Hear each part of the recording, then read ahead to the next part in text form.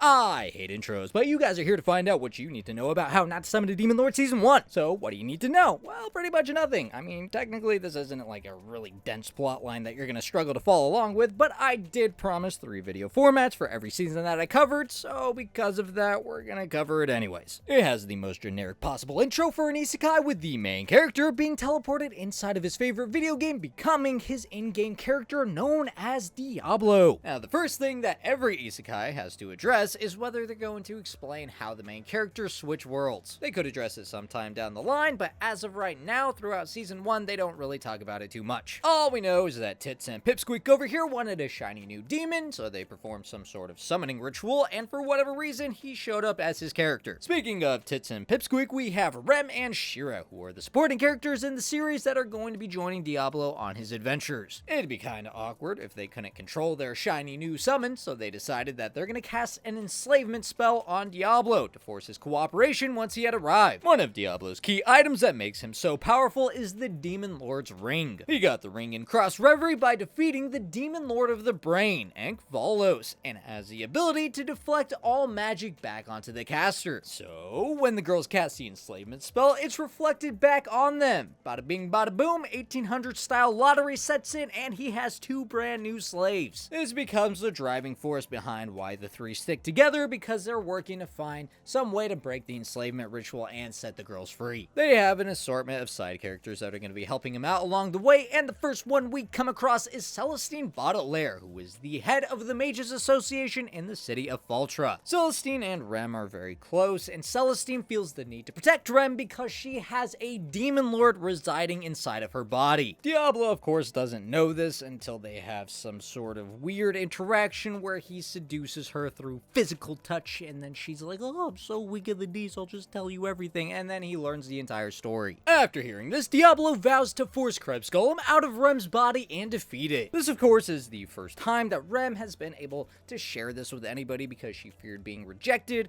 or targeted, so for Diablo to learn this about her and still accept her, it really means a lot. Rem isn't the only one with a backstory, though, when we find out that SHEERA is a princess from the kingdom of Greenwood. She had fled from the kingdom because her brother was trying to fuck her. 2 other characters that are going to be helping him out are Emil Bitchelberger and SYLVIE. Bitchberger doesn't play a huge role in the show, he just randomly shows up to help out sometimes. SYLVIE is the guildmaster of the Adventurers Guild, so if the gang needs quests for money, then she will be the one who helps him out. While Diablo and SHEERA are on one of these quests, we get the introduction of the Fallen, who are loyal to the Demon Lord KREBSKULM and wish to revive her. This, of course, means that they're inevitably going to target Rem at some point, so Diablo confronts an army of the Fallen who are going to attack a city. Leading the army is the thick blonde EDELGARD, who tries to have a one-on-one duel with Diablo. That wasn't in her best interest, since her and the army of Fallen she is leading are easily defeated by him. But because she is hot, she is kept alive, which I think is going to be a common theme throughout the show. If you want to fuck a character, rest assured she probably won't get killed off by these writers, especially if she's underage. I can tell the writers have a special place for little kids in their hearts.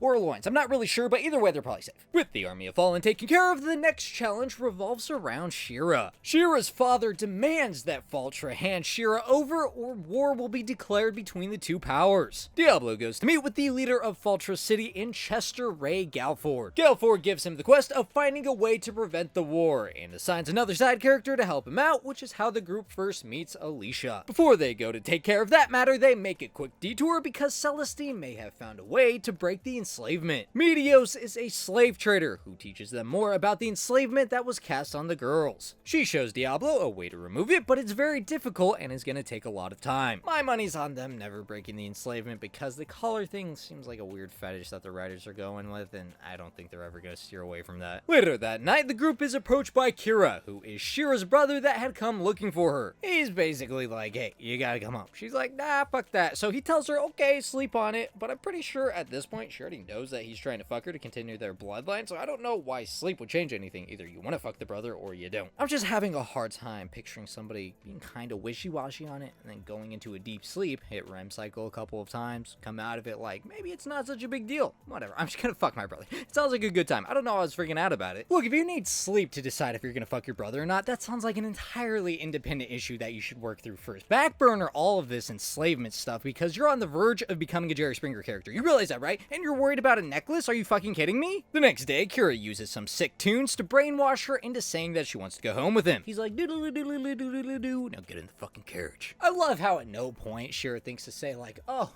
by the way, my brother's trying to fuck me.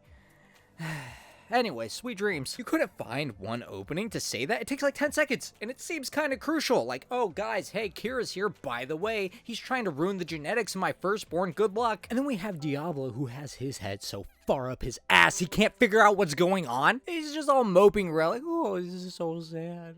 I really miss her. I need a pep talk to go get her back. No, you don't need a pep talk. You know what you need? You need 2 functioning brain cells to figure out what's going on here. 2! That's fucking minimal. They're just sitting there making their little potions, and then you hear the flute. You can fucking hear the flute. And then she stands up like, it's time to go home to brother. Like, give me a fucking break, bro. What? And then the girls come along. They're like, hey, yeah, we should probably go get her back, right? And he's like, okay.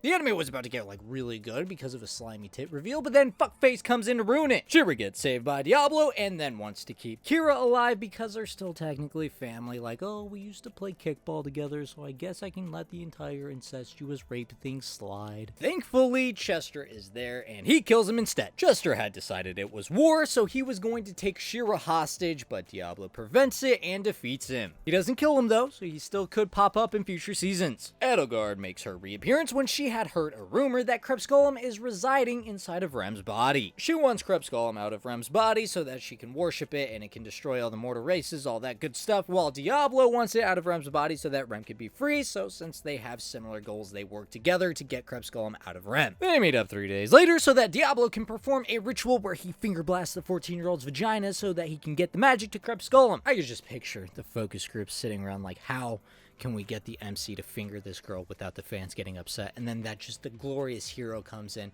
with like an Ahagao shirt on, and he's just like, magic. We'll use magic. And they're like, oh shit. Everybody just fucking hops up like, oh shit. Takuma, you're genius. Now before we go for it, like, let's just stop here. What the fuck is this? Like, what is this face? Why do this? What is this? Like, why would you make it weird? But then it gets better. Like, let's back it up a bit. What the fuck is that? What is that animation? Vaginas aren't, like, super glued together, man. Why does it open like that? Why do this scene like this? It's so weird. Whatever, I digress. KREBSKULM is summoned as an albino lolly who doesn't want to kill anybody, so they all become friends. You guys should have seen this coming, though. As soon as I saw her character design, I knew the writers were never going to kill her off. The writers are so hard for this girl. There's no way Diablo's ever killing her. Then we got Eulerex, who is the oldest and strongest of the Fallen, and he shows up to serve KREBSKULM. Now, when he shows up, he realizes that KREBSKULM is just kind of a normal girl and not evil and wanting to kill all the mortal races or whatever, so he decides that the reincarnation was incomplete. So now he has to force her to reincarnate so that she can reach her final form. Diablo deters Eulerex's attacks, but he manages to escape after the fight, so he's going to be showing up a little bit later on. Even though EDELGARD is technically a Fallen, she's still loyal to Lolly KREBSKULM, so she tags along back to the city, but can't go inside. Once they get back to the city, Alicia, who is working with EDELGARD and the other Fallen, commence their master plan. This plan involves using a psychopathic paladin named Sadler to capture Rem and KREBSKULM. Alicia had betrayed them because she wants to set KREBSKULM free in order to destroy all of the mortal races. However, there are some conditions. KREBSKULM must experience an intense hatred, which Rem is trying to prevent from happening. When Sadler nearly kills Rem in front of KREBSKULM, the event is traumatic enough to trigger her transformation. She quickly takes revenge on Sadler and threatens to destroy everything. Diablo and SHEERA show up just in time to revive Rem using Diablo's healing potions. With her good as new, KREBSKULM calms down and turns back into a lolly. To prevent something like this from happening again, Diablo has to put an enslavement spell onto KREBSKULM to ensure the safety of everybody around her. EDELGARD and Alicia were targeted by Eulerex and the other Fallen because their plan had failed, forcing them to flee into the city. Alicia gets EDELGARD to KREBSKULM so that she could heal her because EDELGARD was injured in their escape. The two of them are healed and forgiven for their betrayal, so they rejoin the party also. I'm gonna be doing the next season, and you can find that on the left side whenever I'm finished with it, or you can check out all the How to Summon a Demon Lord recaps in the playlist on the right side. You can also find the links in the description below, and the only thing I hate more than intros is outros.